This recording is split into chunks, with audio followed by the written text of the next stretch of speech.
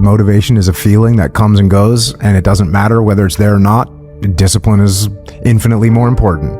No matter how you feel, get up and do what you're supposed to do. That's it. And that's discipline. That's not motivation. If you only did what you were supposed to do when you were motivated to do it, that's leaving it to chance. But if you're disciplined, you go do what you're supposed to do. That's the way it works. Working out is a non-negotiable, not just for right now, not because of aesthetics, but for longevity, like we were talking about, quality longevity. Aesthetics come, it's beautiful. Once you do the right things for your body with nutrition and working out, aesthetics are a byproduct that will come, because a lot of people take that approach of like wanting to look a certain way, which I find can be motivating, but it's short-lived, especially if the results are taking a little bit longer, which could take longer for some people. You don't build confidence by shouting affirmations in the mirror, but by having an undeniable stack of proof that you are who you say you are. Thank you. That's outwork your self-doubt. Thank you. There. So a lot of people were like, no, but what if you don't have any successes? Like, how do you get started? They don't realize the validity of the smaller things that they have done up to that point. Did you get dressed this morning? Did you get in front of the computer? It's smaller evidence, but you have enough evidence to make the claim that you can do this. You do that enough times that you have enough evidence to make a claim that you can do this and support it. Science shows that you need to be extreme in order to get what you want, and I'll tell you 3 neuroscience-backed reasons why. Reason number 1 is that being extreme actually changes your brain and helps you become the version of you that has it all. If you don't do the work to reprogram your brain, you will continue to live in the same cycles and patterns that you've always lived in. In order to reprogram your brain, you need to boost neuroplasticity, which is your brain's ability to rewire. And neuroplasticity happens when you repeat something with intensity and emotion, aka becoming obsessed and being extreme. Your brain doesn't change through casual effort, it rewires through obsession. Reason number 2 is that obsession boosts dopamine, which will boost motivation and drive and give you momentum. Dopamine is also mental energy, which will keep you going when other people give up. And reason number 3 is that your brain filters reality based upon what you are obsessed with. We don't have stable amounts of motivation over the course of goal pursuit.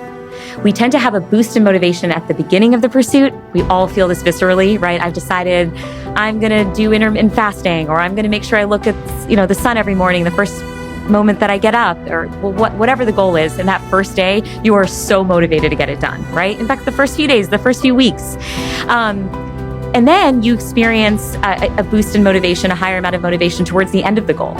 So we experience at the end of a goal what's known as the goal gradient effect. So we tend to experience monotonic increases in motivation the closer we are to the finish line.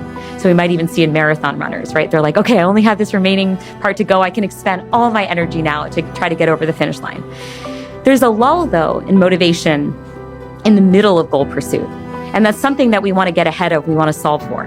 I actually think the greatest consequence in life is not keeping commitments to yourself. I think it compounds as personal evidence, which is deposited in this instruction manual of who you are and how you behave and how you show up and what you're capable of. All those tiny little commitments. And then I think you can get into a downward commitment spiral because of that. You don't have faith in anything you do. And this causes a downward spiral. So isn't it really lovely to know that maybe the way to turn that into a positive upward reinforcing spiral is just keep that tiny commitment you made to yourself today. Like, you don't have to move Mount Everest. You don't need to go on a 7-day ayahuasca retreat. How about when you said you were going to get in bed at 10 p.m., you do that? The question of worth it is reliant on an outcome.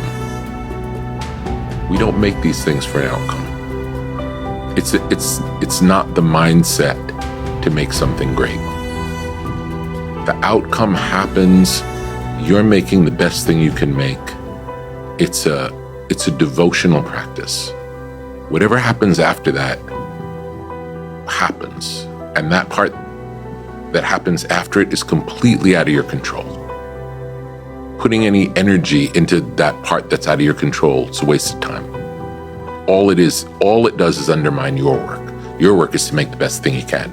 We have become a very goal and outcome obsessed society. Social media has just magnified this even more, because all we do is just see people's outcomes and results and highlights all day long. And so we spend 90% of our time thinking about, obsessing over, planning these goals, and only 10% of our time actually worrying about the process. And it should probably be reversed. The interesting thing is that the goals can be useful for that clarity, but really they don't determine much in the long run. What kind of lifestyle do you need to live to get that thing? And unless you actually want the whole lifestyle that's associated with that result, it doesn't make a whole lot of sense to make it your goal.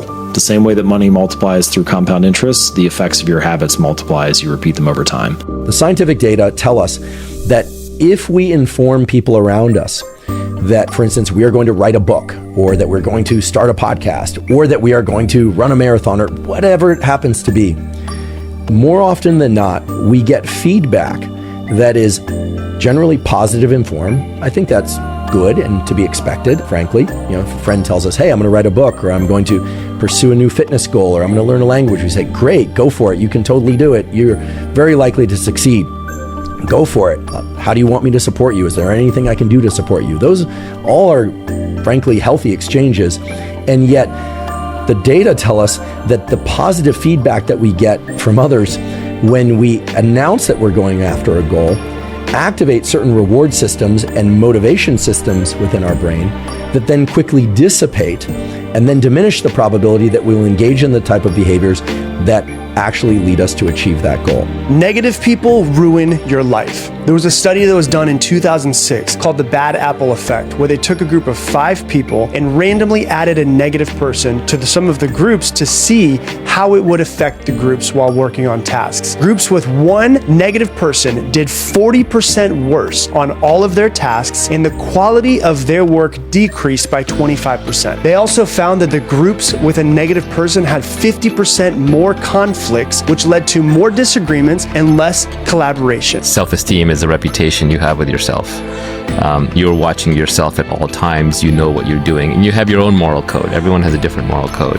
But if you don't live up to your own moral code, the same code that you hold others to, it will damage your self-esteem. So perhaps one way to build up your self-esteem is to live up to your own code very rigorously. Have one and then live up to it. Another way to raise your self-esteem might be to do things for others. If I look back on my life and, what are the moments that I'm actually proud of? There's very far and few between. And it's not that often, and it's not the things you would expect. It's not the material success. It's not having learned this thing or that. It's when I made a sacrifice for somebody or something that I loved. Not every failure is a failure. They look like failures, but it's just redirection, and it's preparing you for what's coming.